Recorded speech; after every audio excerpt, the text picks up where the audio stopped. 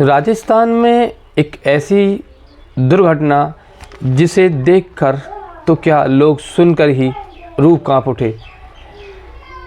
सीकर ज़िले में एक ऐसा सड़क हादसा जो एक गाड़ी होती है वो ट्रक से टकराती है और ऐसा धमाका होता है कि धुआं धुआं कर जलने लगती है। जलकर जो 7 लोग उसमें बैठे थे वो मर जाते हैं। किस तरह राख हो जाते हैं, क्या उनके साथ हुआ, कैसे हुआ, पूरी वीडियो लगातार देखने के लिए क्या उनके साथ हुआ तो हमारी पूरी वीडियो देखें।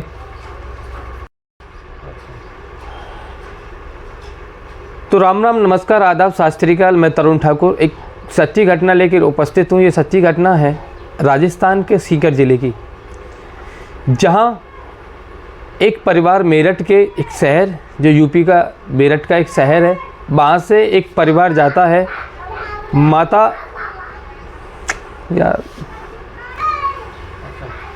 एक परिवार मेरठ से राजस्थान की जो सीकर ज़िले में जीर्ण माता मंदिर है वहाँ जाता है। वहाँ उन्होंने एक जोड़ा रस्म होती है शादी की, वो रस्म का जो पूजा पाठ होना था उसके लिए जाता है। उसमें 7 लोग जाते हैं। हार्दिक, उनकी पत्नी दीक्षा, नितिशा, माँ मंजू, बेटी दीक्षा, अपने साथ मौसी नीलम और बेटा आशुतोष को ले जाते हैं। वो जीर्ण माता मंदिर होकर वहाँ पूरी विधि विधान से बाकायदा पूरी पूजा करते हैं। उसके बाद वो वहाँ से सालासर बालाजी के लिए निकलते हैं। जैसे ही सालासर बालाजी के लिए निकलते हैं तब सीकर के ही बाईपास रुक ले,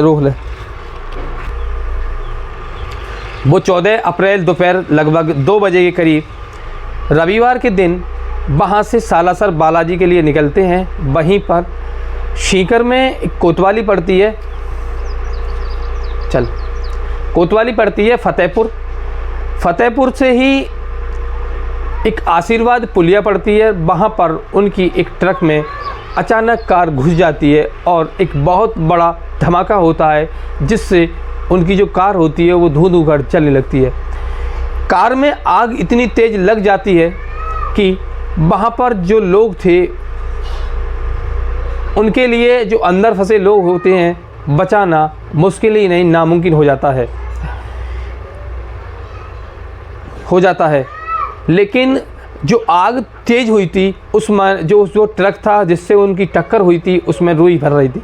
उस रुई ने एक ऐसा काम किया, आग में घी डालने वाला काम किया, जिससे आग बेकाबू हो गई और जो गाड़ी में 7 लोग बैठे थे वो जल कर राख हो गए।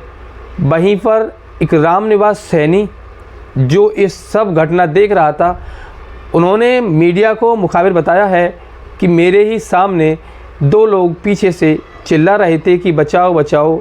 मैंने उनका एक इशारा समझा, गाड़ी के बाहर कोई आवाज़ उनकी नहीं, चीख पुकार नहीं आ रही थी। पूरी तरह आग गाड़ी में इतनी तेज़ थी कि मैं जब भाग कर गया तो सारे जो खिड़की थी वो बंद थी और वो खिड़की जो सारी थी गाड़ी की वो पूरी तरह लॉक हो चुकी थी और मैंने पूरा प्रयास किया लेकिन उन्हें ना बचा सका। वो कुछ ही देर में जिंदा जलकर राख हो गए। कितना भयानक ये हादसा हुआ होगा उस समय जब रामनिवास ने देखा था, किस तरह 2 बच्चे समेत वो 5 लोग जिंदा जलकर राख हो गए।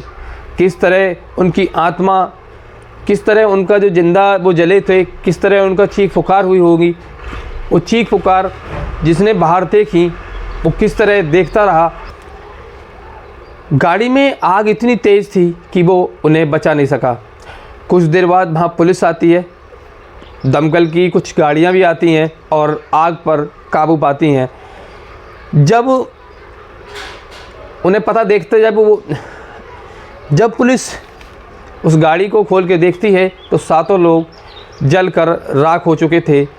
तब उनका एक मोबाइल मिलता है, अधजला मोबाइल मिलता है और उस मोबाइल में जो सिम पड़ी हुई थी उसे पुलिस निकालती है और किसी अन्य मोबाइल में डालकर एक कॉल करती है, जो कॉल सीमा जो लेडीज़ होती हैं वो दिल्ली की रहने वाली थी, उन पर कॉल लगती है और वो कहते हैं कि ऐसे ऐसे यहाँ पर एक सीकर ज़िले में ये परिवार आया हुआ था और हम नहीं जानते ये परिवार कहाँ का है और इन 7 लोगों की मौत हो चुकी है। ये कहाँ जा रहे थे ये हमें नहीं मालूम, लेकिन यहाँ पर इनका एक्सीडेंट हुआ है और ये 7 जलकर राख हो गए हैं। तब वो कॉल करती है, जहाँ के वो रहने वाले हैं वो मेरठ के रहने वाले होते हैं और श्री सत्यपाल जो अग्रवाल बीजेपी के पूर्व विधायक हैं मेरठ के, उनका परिवार होता है, उनके सगे रिश्तेदार होते हैं। और तब पता चलता है कि मेरठ के जो बीजेपी के पूर्व विधायक सत्यपाल सिंह अग्रवाल हैं, उनके ही ये रिश्तेदार बंधु हैं। जो पूरा परिवार माता जीण माता मंदिर दर्शन के लिए गया था, उसने कभी नहीं सोचा होगा कि हम जहाँ जा रहे हैं वहाँ से कभी भी लौटकर अपने जिस जगह से हम गए थे, जिस मेरठ शहर से हम गए थे, वहाँ लौट के ना आ सकेंगे। लेकिन जब पुलिस ने सारी चीज़ बताई कि ऐसे ऐसे यहाँ पर एक एक्सीडेंट हो गया है और जो 7 लोग थे वो मरकर जल गए हैं, तब उनका परिवार राजस्थान पहुँचता है और वहाँ जाकर जो शव होते हैं उन्हें अपने साथ मेरठ को लाया जाता है।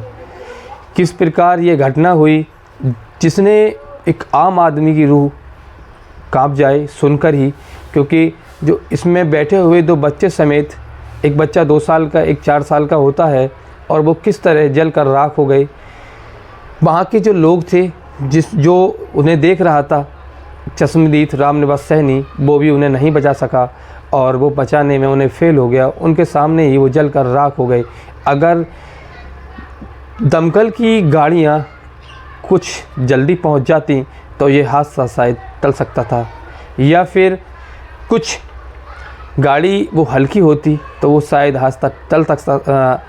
अगर जो गाड़ी स्पीड से चल रही थी शायद वो हल्की होती तो ये हादसा टल सकता था और 7 लोग बच सकते थे। कभी ऐसा हादसा ना हो, इसलिए हमें जो हमारी गाड़ी होती है, हमारे वाहन होते हैं, उन्हें हमें पूरी तरह सावधान पूर्वक चलाना चाहिए कि ऐसा कभी भी भविष्य में हादसा ना हो।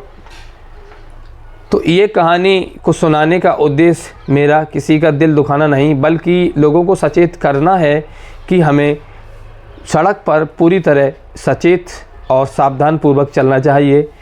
कभी भी ऐसा हादसा हमारे साथ ना या फिर किसी और के साथ ना हो। तो यहीं मैं अपनी कहानी को समाप्त करता हूँ। जय हिंद, जय भारत।